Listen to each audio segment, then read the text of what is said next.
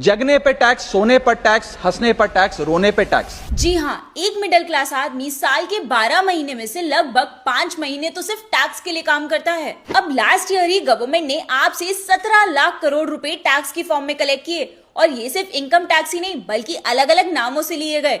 Direct tax, indirect tax, cess, बल्कि इतने tax हैं कि समझ ही नहीं आते। रुको रुको, कंफ्यूज मत हो।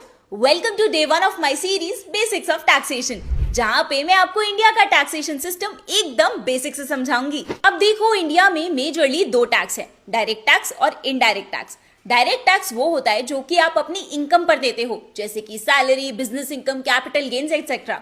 अब जैसे जैसे आपकी इनकम बढ़ती जाती है, आपका टैक्स भी बढ़ता जाता है। नंबर 2 है इनडायरेक्ट टैक्स, यानी कि जीएसटी। ये वो टैक्स है जो आपको तब देना पड़ता है जब आप अपनी सैलरी या फिर अपनी इनकम को खर्च करते हो, जैसे कि जब आप खाना खरीदने जाते हो, दूध खरीदने जाते हो, गाड़ी खरीदते हो या फिर घर का कोई भी बड़ा अप्लायंस खरीदते हो। अब इसके अलावा अगर आप गाड़ी खरीदते हो तो आपको रोड टैक्स देना होता है, घर खरीदते हो तो प्रॉपर्टी टैक्स देना होता है। यानी कि चाहे आप पैसा कमाओ या फिर खर्च करो, गवर्नमेंट आपसे टैक्स जरूर लेगी। अब अगर आप समझना चाहते हो कि लीगली ये सारा टैक्स आप कैसे बचा सकते हो, तो नीचे कमेंट कर दो टैक्स, और हाँ, ये वीडियो अपनी फ्रेंड्स और फैमिली के साथ जरूर शेयर कर देना।